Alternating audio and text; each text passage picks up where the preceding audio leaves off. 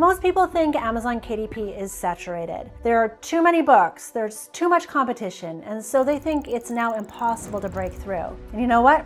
They're right, if you're doing it the way everyone else is doing it. But there's a small group of publishers generating real income right now, even though they're using the same platform. They're subjected to the same Amazon algorithm and they're competing in the same markets. The difference is that they stopped publishing the types of books that worked in 2023 and started publishing books built for 2026. I've been teaching KDP for over 10 years and worked with more than 10,000 students. And today, I'm going to show you exactly which books won't sell in 2026 and what you should focus on instead. Number one, the first kind of books that won't sell well in 2026 are generic, low-content books that have no differentiation. I'm talking about notebooks, journals, planners, and basic coloring books that look and feel like any other. You may have heard that in June 2025, Amazon changed their royalty structure. Any book priced under $9.99 now earns 50% royalties instead of 60%. A 10% royalty drop might sound small, but it's a big deal. Let's say you're selling a basic notebook for $7.99. Before June 2025, you might have earned $1.95 on that sale. After the change, you'll only get $1.16. That's a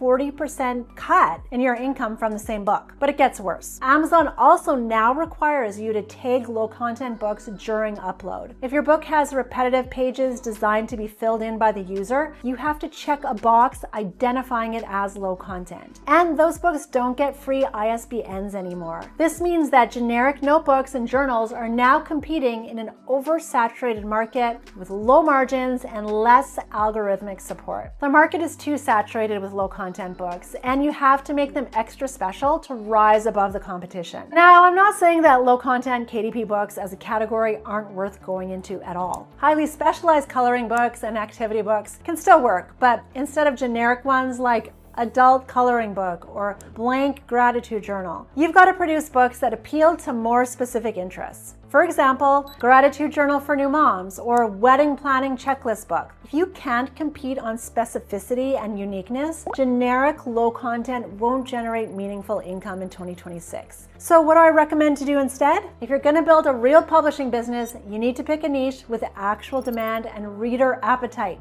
Fiction, specifically romance, is still the fastest growing category. No wonder 22.7% of indie authors focus here because the readers are voracious. They buy multiple books per week. But you can't just say, I'm going to write romance and expect to succeed. You need to get specific. Here at FPA, we look for categories where book number 1 in the top 100 has a bestseller rank of around 500 and book number 100 has a rank around 10,000. We do that because those numbers indicate a strong enough demand without impossible competition. If the ranks are too low, you can't break in. If they're too high, there's not enough buyer activity. The sub-niches that perform well include contemporary romance, mafia romance, billionaire romance, sports romance, and paranormal romance. They have readers who binge read, high read-through rates, and series potential. Other genres like mystery, thriller, and fantasy can work too, but they often require more complex plots and world building. That can mean a slower build. For beginners especially, starting with high-heat romance sub-niches gives you the fastest path to traction because the reader demand is already there. The key is this: don't try to be unique. Give readers exactly what they're already buying, just with your own voice and execution. Number 2, the second type of book that won't sell in 2026 are AI-generated books that have no human quality control. Amazon requires you to disclose if you're using AI to generate your book content. Amazon also limits publishers to 3 new titles per day. They're implementing this specifically because the platform was getting flooded with AI-generated books. The problem with poor AI-generated books is that readers can spot them. When they see character inconsistencies or weird phrasing, or they feel like material lacks emotional depth, they leave bad reviews, which then impacts your sales. But there's something even more important happening. Amazon's algorithm now prioritizes performance over pure SEO tactics. This means your book doesn't rank just because you stuffed the right keywords in your title anymore. Amazon now looks at how your book performs. They look at signals that indicate if people are buying it, if they're reading it all the way through, or if they're leaving good reviews, etc. If your AI-generated book is poor and it's getting 3-star reviews complaining about robotic writing or plot holes, then the algorithm buries it. It doesn't matter how good your keywords are. Now, I'm not saying don't use AI at all. AI can help with research, it can help with editing, it can help with brainstorming, it can help with writing, but it won't work if you use AI to write your entire book and you don't have a human look at it at all. You just upload it without minimal editing. The quality bar has been raised, and oftentimes with AI,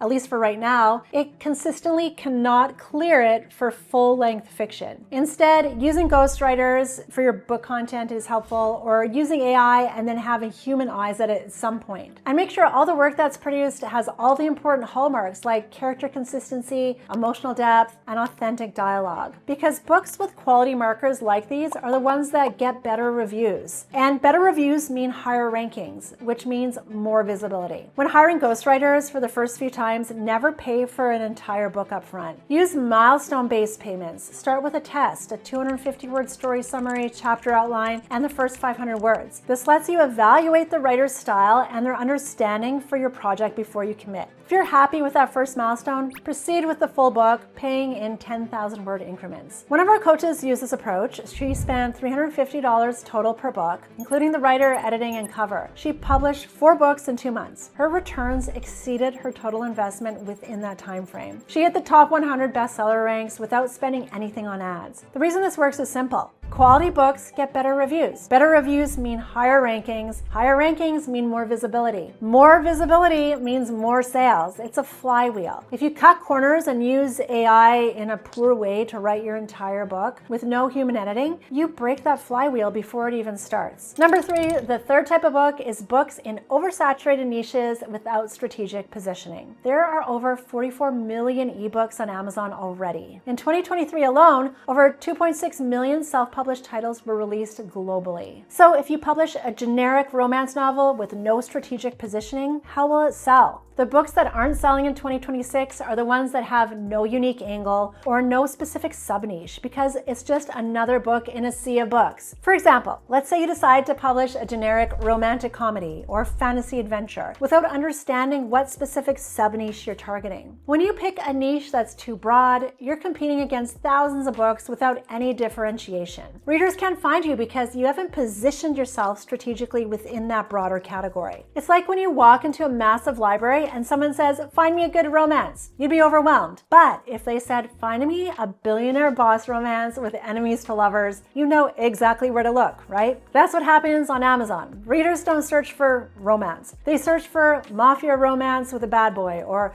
small town single dad romance. These are tropes, which I'll explain more in a bit. If your book isn't strategically positioned in those specific sub-niches with the right tropes, cover style, and keywords, you're invisible. The mistake beginners make is thinking broader means more potential readers. Actually, broader means you get lost in the noise. Specific means you get discovered by the exact readers who want what you're offering. If you go too broad, you're invisible. The algorithm doesn't know who to show your book to, and readers scrolling through generic categories never find you. Strategic positioning matters now more than ever. You can't just publish a good book and hope. You have to publish a book that fits exactly what a specific group of readers is already searching for and buying. To do this, you need to understand tropes. A trope is any intriguing plot element or story theme that makes readers want to pick up a book. Things like enemies to lovers, grumpy boss, forced proximity, billionaire hero, single dad, secret baby. They're the language readers use to find the specific fantasy or emotional experience they're craving.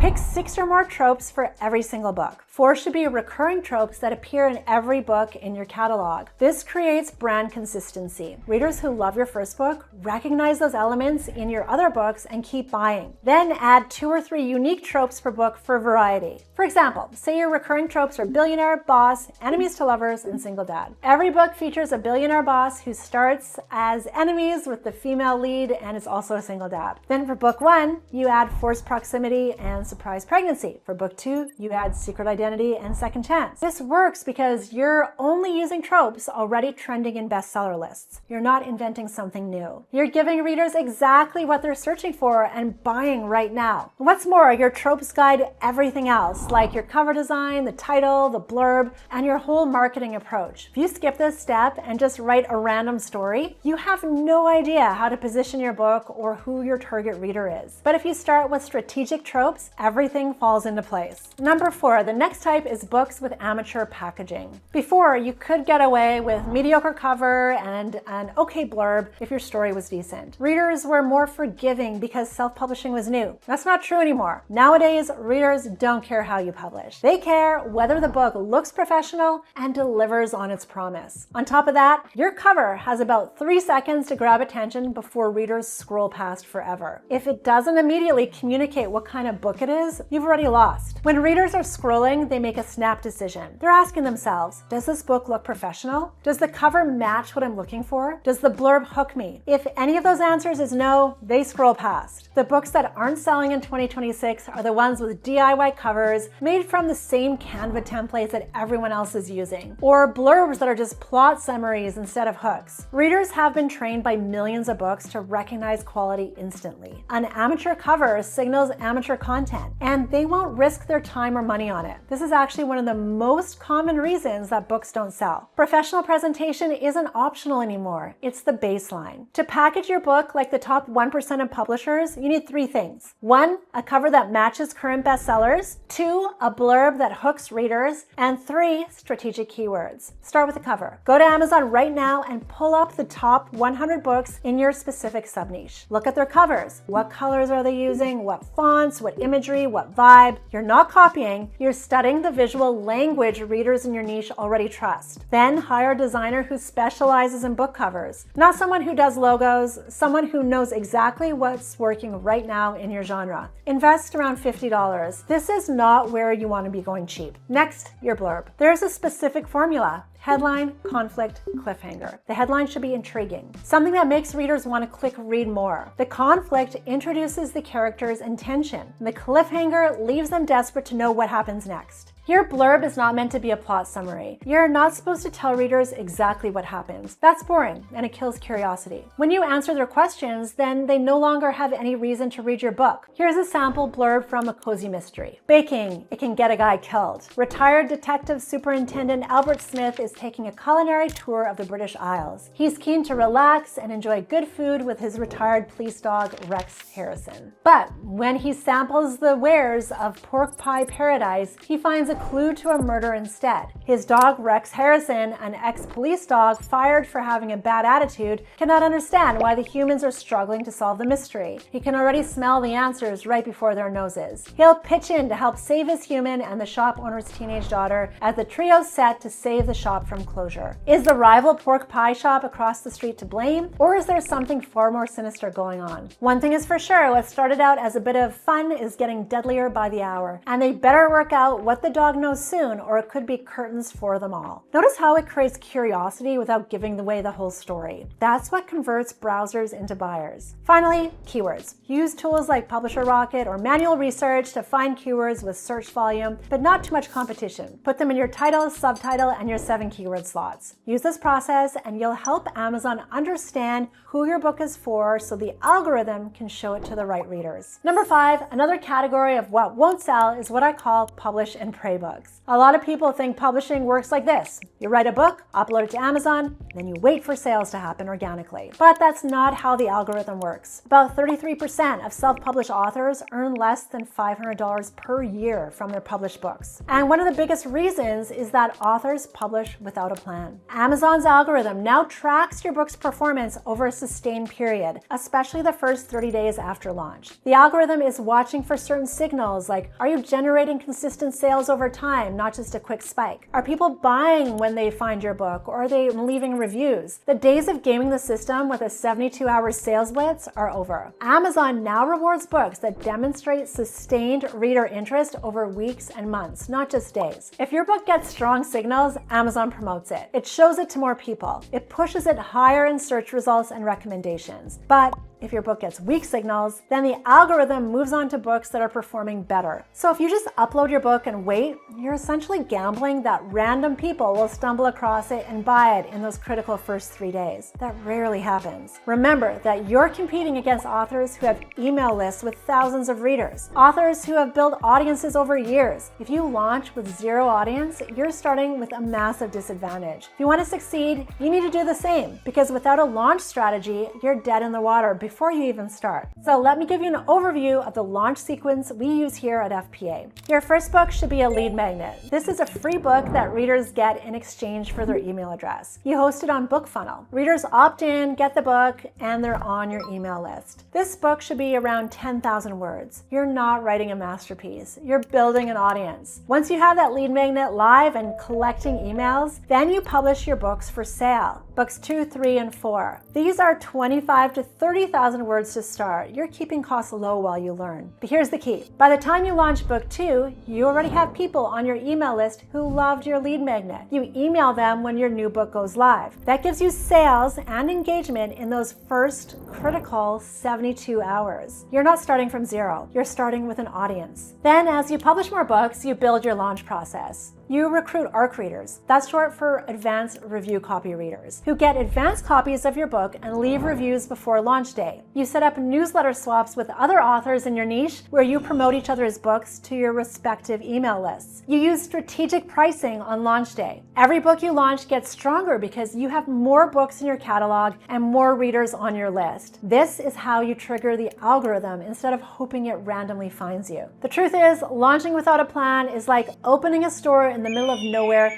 and just hoping people stumble across it. It won't happen. But when you build an audience first and have a strategic launch plan, you're opening your store in the middle of a crowd of people who already trust you and want what you're selling. Now, launching one book doesn't generate meaningful income. Even 2 to 3 books often won't get you there. You need a catalog, which is why if you want to play the long game here, you got to build a pipeline. The goal is to publish a book every 4 weeks. Some of our students who are more experienced even publish one every 3 weeks, but 4 weeks is a solid pace for most people. You want to get in this rhythm because that's how your income stacks. Let's say book 1 generates $20 a day. That's not huge, but it's consistent. Then you publish book 2. And now you're at $40 a day. Book 3, $60 a day. By the time you have 8 books, you could have a meaningful semi-passive income happening. The reality is your first few books are a learning phase. You're figuring out what works. Your covers might not be perfect. Your blurbs might need some tweaking. Your trope selection might need adjusting. But the students who make a consistent income are the ones who keep publishing. They don't put out 1 or 2 books, see mediocre results, and quit. They stick with it. They learn. They improve. And their catalog grows. Follow this proven framework instead of guessing, and you'll dramatically improve your odds. Now, knowing what books won't sell in 2026 is just one piece of the puzzle. If you've been postponing Amazon KDP because your budget is $500 or less,